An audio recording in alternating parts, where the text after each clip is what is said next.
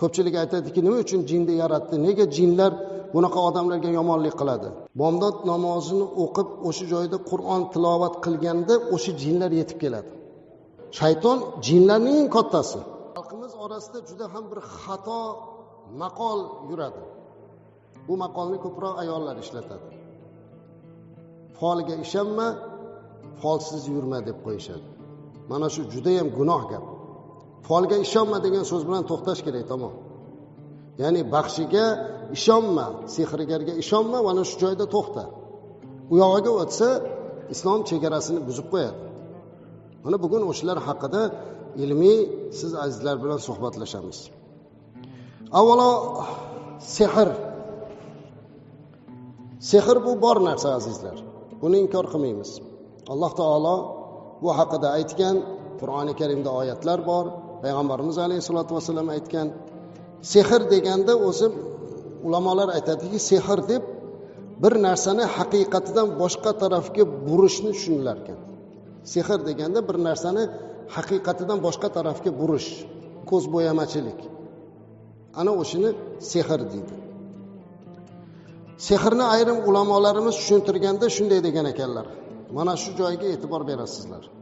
Sehrni tushuntirib ulamolar aytadiki, sehr bu sehrgar bilan jin o'rtasidagi kelishuvdan iborat bo'lib, unga ko'ra jin sehrgarga itoat qilib yordam beradi va so'ragan narsasini bajaradi.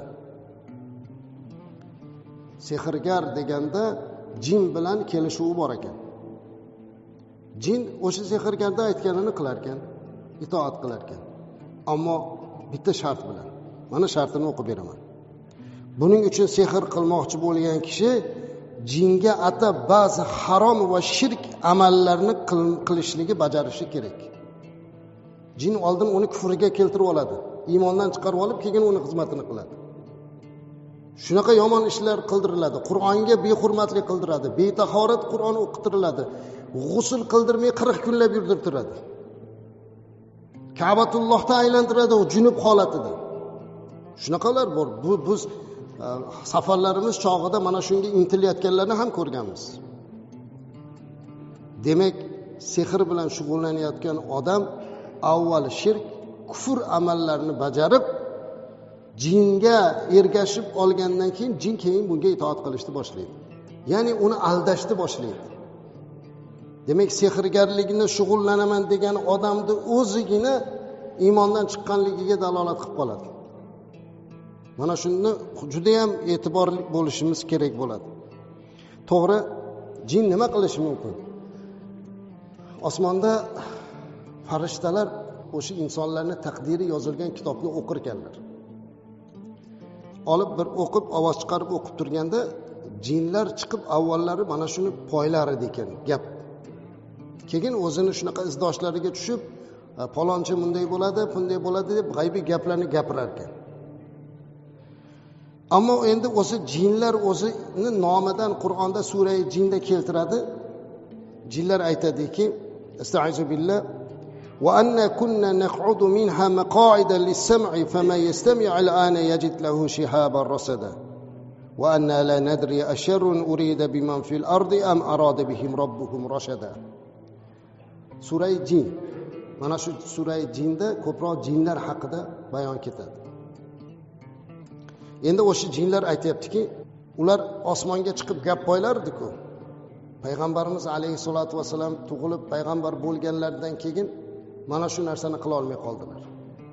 Ular aytayaptiki, payg'ambar alayhisolatu vasallam payg'ambar bo'lganlaridan keyin kimki, ya'ni qaysi jin tinglamoqchi bo'lsa osmonga chiqib, o'zini kuzatib turgan bir uchar yulduzni topadi. Ya'ni o'sha osmonda unga bir uchqun uchirilib, osmondan rujum mana taborayda ham keladi, rujuma lishayatin. Ya'ni yulduzlarni rujum qilib ularga otkizib o'sha nobud qiladi. Endi ba'zi bir o'lmay qolgani tushib o'sha kesa-kemasa gaplarni gapirishi mumkin. Ammo lekin Qur'onda ochiq mana Alloh taolo o'zi bildiryapti, jinlarni o'zini nomidan, o'zini gapini aytayapti. Ular aytayaptiki, o'zini ko'rsatib turgan bir yulduzni topadi. Biz yerdagi kishilarga yomonlik iroda qilinganmi yoki Parvardigori ularga to'g'ri yo'lni iroda qilganmi bilmasmiz. Endi jinlar aytayaptiki, bu ish bilan nimaligini tushunmadik biz. Jinlar o'sha osmonga chiqib shunaqa gap eshitamiz deganda ularga uchqun urilavergan. Shundan keyin ular hatto to'plangan. Biz jinlarni inkor qilmaymiz azizlar, chunki jin olami bor. Bu ham bitta maxluq. Ko'pchilik aytadiki, nima uchun jinni yaratdi? Nega jinlar bunaqa odamlarga yomonlik qiladi? Aslida jinlar ham biz kabi bir maxluqot sifatida Allohga ibodat qilishlik uchun yaralingan. Odamlarning ichida musulmon va kofiri bo'lgani kabi, gunohkorlar bo'lgani kabi bularning ichida ham shunaqalari bor ekan. Ana o'sha kofirlari endi manaqa yomon ishlarni qiladi. Payg'ambarimiz alayhi salatu vassalam payg'ambar bo'lganlardan keyin ular chiqib gapni eshita olmay qolgandan keyin o'zlari to'planib munozara qildilar. Aytdilarki, nima bo'lyapti? Nega avval bemalol osmonga chiqib gap qo'ylardik, buni qila olmayapmiz? Deganlarida ular ba'zi birlar aytdilarki, bunga sabab o'sha Arabistonda, Makkada dunyoga kelib hozir payg'ambar bo'lgan Muhammad alayhissalom. Mana shu zot kelgandan keyin bizning osmon eshiklarimiz bekilib qoldi dedi. Ana shundan keyin u jinlarning eng sarkardalari to'planib bir nechtasini payg'ambarimiz alayhissalatu vassalamni oldilariga yuborib, u zotga yomonlik qilishlikni, vasvasa qilishlikni topshirib yuborgan ekan. Rasulimiz alayhissalatu vassalam Toifdan safaridan qaytayotgan mahallarda bir joyga kelib bomdod namozini o'qiydilar. Bomdod namozini o'qib o'sha joyda Qur'on tilovat qilganda o'sha jinlar yetib keladi. Va Rasulimiz alayhissalomni Qur'on tilovatini eshitib qoladi. Alloh Qur'oni Karimda sura Jinni boshida aytadi: "Estaizubillah kul uhiya ilayya annahu istama'a nafarun minal jinni faqalu inna sami'na Qur'anan ajaba yahdi ila ar-rushdi fa amanna bihi." Mana jinlar haligi vasvasa qilamiz deb kelganlar aytayaptiki, buni payg'ambarimiz alayhissalom ham bilmaganlar o'zi nima bo'lganini. Alloh bildiryapti payg'ambarimizga, ayting boshqalarga hamki, u menga vahiy qilindi. Albatta bir nechta jinlar kelib vasvas qilib yomonlik qilaman deb kelgandan keyin ular Qur'oni Karim tilovatini eshitib qolib, bu odamlarni yaxshilikka, hidoyatga boshlaydigan kitob ekanligini bilgandan keyin fa amanna bihi, unga iymon keltirdilar. O'sha jinlar o'sha joyda iymon keltirdi va bular o'zinikiga targ'ib qildi. Shundan musulmon va kofirga ajraldi. Ayni mana shu hajga borganinglarda hozir o'sha jinlar kelib iymon keltirgan joyga bir masjid bino qilingan. Bu masjidning nomi ham Masjidul Jin deb ataladi. Agar nasib qilib kim umraga, hajga borib qolsa, mana shu voqeani eslab o'sha joyga borishingiz mumkin. Bu chekara joyda, Makkada borsa bo'ladi. Hamma ko'chadagi mashinalarda qaysi biriga aytsa olib boradi. Ayni o'sha joyga bir masjid qurilgan. Demak, jinlar kelgan, vasvasa qilishga harakat qilgan, ammo lekin ular o'sha Qur'onni eshitganlardan keyin ular iymonga kelib qolgan. Endi mana shular aytayapti bu gaplarni. Hozir bir-biriga gapirib jinlar aytayapti. Buni Alloh bizga Qur'onda bildiryapti. Ular aytayapti, avval chiqardik, endi chiqa olmay qoldik. Muhammad alayhisalom tug'ilgandan keyin osmon eshiklari berkildi. Ammo demak, o'sha jinlarni hozir ham yomonlari, o'sha kofirlari, kufr keltirganlari odamlarning ichidan ba'zi birlarini tanlab olib, ana o'shalarga sehr, jodu ilmini o'rgatadi. Bu esa juda yomon natijalarga olib kelyapti va birinchidan o'sha sehrgarlik bilan shug'ullanmoqchi bo'lgan odamni iymonidan ketishlikka sabab bo'ladi. Ruqya azizlar, dam solish bu bor narsa. Buni inkor qilmaymiz. Bizni aqidamizda bor, chunki Alloh taolo Qur'oni Karimda shifo ekanligi to'g'risida oyat bor. Qur'on shifo. Payg'ambarimiz alayhisolatu vasallam o'zlari ruqya qilganlar, qo'llariga dam solib butun jismlariga surkaganlar. Boshqalar ham shunday ishni qilishi mumkin. Lekin keyingi paytda shunaqa bir nima bo'lib ketdiki, urf bo'lib qoldi. Yangi bir toifa dam soladiganlar chiqyapti. Ular o'sha jin chiqaruvchilar. Odamlar ruhiy xasta bo'lganlarni ham tabibga ko'rsatmasdan haqiqiy o'zi ruhiy muolaja qilish kerak bo'lganda ham ular aldab olib boryaptida, keyin bu narsani kuchaytirib yuboryapti. Bu yerda qancha bemazagarchiliklar bo'lyapti, qancha dinimizga zararlar bo'lyapti. Shuning uchun xo'p, nima qilishimiz kerak? Jin bor deyapsizlar deb aytish mumkin. Jin bor. Odamlarga vasvas qiladi, odamlarga yomonlik qiladi. Lekin buni panohini biz kimdan izlashimiz kerak? Folbindanmi, kohindanmi, kimdan? Payg'ambarimiz alayhisolatu vasallamning bu muolaja to'g'risida ajib bir ehtiyotini qilish uchun aytadigan hadislarni eslab o'tamiz. Imom Buxoriyda keladi. Abu Hurayra radhiyallohu anhu aytadilar. Bilasizlar, Abu Hurayra radhiyallohu anhu juda ham ko'p hadis rivoyat qilgan mashhur sahobalardan. Abu Hurayra aytibdilar-ki, meni deyaptilar, bir kuni payg'ambarimiz alayhisolatu vasallam bir mas'uliyatli ishga mas'ul qilib qo'yildilar. Ya'ni odamlardan yig'ilgan zakot, sadaqot ushurlarini o'sha qarab turishlik va shuni tasarrufida turishlikni topshirig'ini bergan ekanlar. Ya'ni o'sha ombor himoyasiga qo'ygan. Abu Hurayra aytibdilar-ki, men o'sha to'plangan boylikda hamma narsani qo'riqlab o'tirgan edim, kechqurun bir o'g'ri kelib qoldi deydilar. O'g'ri kelib, o'g'irlik qilayotganda men ushlab oldim deydi. Ushlab olgan edim, haligi o'g'ri yig'lab uzr so'rab, "Ey Abu Hurayra, meni kechir. Men bola chaqam och, juda ham qiyinchilikdan, nochorlikdan shu ishni qildim. Endi qaytib qilmayman. Meni kechir" deb yig'ladi. Qarasa haqiqatda ham kambag'al bolalarini o'rtaga qo'yapti. Abu Hurayra radhiyallohu anhu haliginga qarab, "Mayli, kechirdim, lekin boshqa bunaqa o'g'irlik qilmagin" deb uni chiqarib yubordilar. Ertalab payg'ambarimiz alayhisalom keldilarda Abu Hurayra radhiyallohu anhu bilan ko'rishib turiblar. "Ha, Abu Hurayra, nima bo'ldi kechqurungi o'g'ri?" dedilar. Hayron Rasululloh alayhisolatu vasallamning gapida.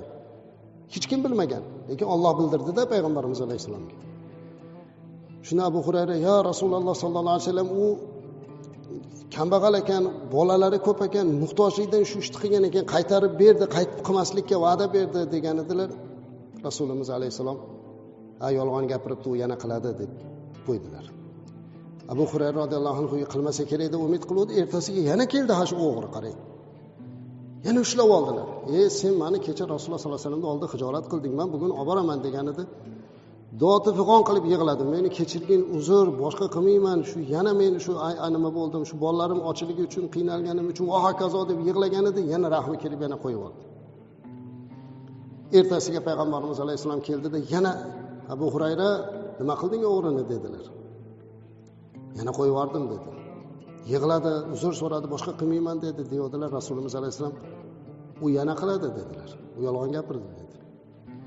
Endi Abu Hurayra radhiyallohu anhu niyat qildilarki, endi ushlab olsam buni Rasululloh sollallohu alayhi vasallamga olib boraman, qo'lini kestiraman. Endi kechirmayman deb qasd qilib uxlamasdan kutib o'tiruvdi. 3-kuni yana o'g'rilikka keldi. Endi ushlab olib aytuvdi, haligi totibxon qilganiga ham quloq solmadi. "Ya olib boraman, men seni Rasululloh sollallohu alayhi vasallam topshirdim, 2 marta meni xijolat qilding." Oxiri haligi o'g'ri aytdiki, "Agar meni qo'yib yuborsang, senga hech kim bilmaydigan bitta ilm o'rgataman" dedi. Nima ilm deganida? Agar sen har kuni kechqurun oyatul kursini Allohu la ilaha illahul hayyul qayyumni oxirigacha o'qisang, senga birorta jin, birorta shayton yaqinlashmaydi dedi. Shuni o'rgataman dedi. Haligini eshitdi-da, "Bo'pti" deb qo'yib yubordi ilmni olgandan keyin. Yana payg'ambarimiz alayhisalom kelib, "Nima bo'ldi o'g'ri Abu Hurayra?" deydilar. "Ya Rasululloh sollallohu alayhi vasallam, u yana keldi-yu, lekin bir gap aytdi, bir ilm o'rgatdi, shundan qo'yib yubordim" deganida, "Nima o'rgatdi?" dedi. U aytdiki, kim kechqurun tunda oyatul kursini o'qib yotsa, unga jin ham shayton ham kelmas ekan deb o'rgatdi. Shundan keyin qo'yib yubordim deganida, payg'ambarimiz alayhisalom unga qarab, "U yolg'onchilarning yolg'onchisi, kazzob, eng yolg'onchi, lekin shu gapni rost gapiribdi" dedi. "Bilasanmi Abu Hurayraga? Bilasanmi u kim edi?" dedi. "Kim?" dedi. "U shayton edi" dedilar. Shayton o'zi qo'rqadigan narsani bilmasdan aytib qo'ydi-da. Alloh shunday qildi-da. Shayton jinlarning eng kattasi. Mana shu o'zi o'rgatib ketdi. Agar dedi oyatul kursini o'qilsa, men kela olmayman, meni izdoshlarim ham kela olmaydi deyapti. Biz har xil bo'lmag'ur narsalarni qilgandan ko'ra mana shu Rasulimiz alayhissalatu vassalam o'rgatgan bo'yicha muolaja qilaylik. Bolalarimizga ham, o'zimizga ham oyatul kursini o'rgatib qo'yaylik, o'qisin. O'zimiz ham o'qib yuraylik. Oyatul kursi o'zi juda ham katta bir savoblik. Bu oyatul kursi haqida biz bir nechta juma gapirishimiz mumkin aslida. Bugun endi Mavroda kelganda aytib o'tib ketyapmiz. Ba'zi namozlarda hatto oyatul kursini o'qimay chiqib ketamiz. Aslida farz namozdan keyin oyatul kursini o'qigan odamni jannatdan to'xtatishlik faqat o'lim to'xtatib turadi. O'ldi jannat degan gaplar bor. Qanchalik bu muqaddas, lekin shuni qilmaymiz. Ana o'sha oyatul kursini o'qishimiz kerak. Undan keyin yana bir gapni o'rgatganlar payg'ambarimiz alayhisalom. O'sha jinlar, shaytonlar, azizlar, birovlarning uyiga osmondan bir joydan kirishlikka ijozat yo'q ekan. Ular kirsa faqat darvozadan kirar ekan. Shunaqa Alloh qoida qilib qo'yganda, endi hammasiga ijozat berganda mana shu darvozadan. Shayton, jinlar kelib bir inson darvozasining oldida to'planib turar ekan. Agar kim uyiga kiryotib, darvozasini ochayotib, Bismillahirrohmanirrohim deb kirsa uyiga, eshikni tagida turgan jinlarning, shaytonlarning kattasi yonidagilarga aytar ekanki, ketdik, bu yerda bizga joy yo'q der ekan. Bismillah deildimi, endi bu uyga kirilmas ekan. Bu uyda bizga joy yo'q, qaytdik deydi ekan. Ovqat yeyotganda kim bismillah desa ham ular aytar ekan, bu yerda bizga taom yo'q, qaytamiz deb. Endi kim uyga kirganda bismillah aytmasa, ovqat yeganda bismillah aytmasa, o'sha shayton kattasi aytar ekanki, mana bizga tunaydigan joy, mana bizga taom topildi deydi ekan. Demak, muolajasini, imkoniyatini Alloh berib qo'ydimi? Hech narsadan cho'chimasdan, hech narsadan qo'rqmasdan, Allohga tavakkal qilib, oyatul kursini o'qib, bismillah deb haloli pok bo'lib, tahoratla yuradigan bo'lsak, hech narsa yo'q azizlar. Hech kim zarar keltirmaydi. Allohning irodasisiz hech kimga zarar keltira olmaydi. Kim bo'lishidan qat'iy nazar. Ana shuning uchun biz faqatgina Allohga tavakkul qilishligimiz va bu borada juda ham ehtiyot bo'lishligimiz kerak. Inshaalloh bizni mo'min musulmonlar, bizni xalqimiz, men o'ylaymanki, mana shu har qanday folbin bo'lsin, har qanday bir o'zicha odamlarga bir yordam beraman deb aldab qilayotganlarda yo'liga yurmaslik kerak. Hozir ko'payib ketdi. Ko'rinishini juda chiroyli qilib olgan, soqollarni qo'yib olgan, chiroyli kiyinib, chakmonlarni kiyib olsa odamlar ishonib qolyapti sodda. O'qiyotgan Qur'oni Qur'ondan emas. Qayerdagi bir narsalarni o'qiyapti. Dam solish, ruqiya faqat Qur'ondan bo'ladi. Ba'zi duolardan bo'ladi. Hadisda ko'rsatilgan duolar bor. Ammo lekin o'zicha bir narsalarni o'ylab chiqib, qandaydir bir boshqa o'sha shaytoniy ishlarni qilayotganda birortasiga ishonib bo'lmaydi azizlar. Bundan o'zimizni saqlashimiz kerak. Yaxshisi o'zingiz har kuni o'sha oyatul kursini o'qib, sura-i Fotihani o'qib, sura-i Ixlosni, sura-i Falaq, sura-i Nosni o'qib, o'zingizga o'zingiz dam solib yursangiz, inshaalloh har doim bu narsalardan xoli bo'lamiz. Asosan o'sha hasad bo'lsin, sehr bo'lsin, ilmi amal bo'lsin, hammasini shifosi mana shu sura-i Falaq bilan sura-i Nosga joylangan. Payg'ambarimiz alayhisolatu vasallamga Alloh taolo mana shuni shifo qilishlik uchun nozil qilgan. Shunday ekan, ehtiyot bo'lishligimiz lozim. Yana bir narsa borki, o'sha bir narsalardan shumlanish, gumon qilish, bu narsa ham bizning dinimizda yo'q azizlar. Bunday bo'lsa, undoq bo'larmish. Aytaylik, bir qilganlar boy o'g'lidan shumlanadi, qora mishiqdan shumlanadi, yana ba'zi bir raqamlardan shumlanadi.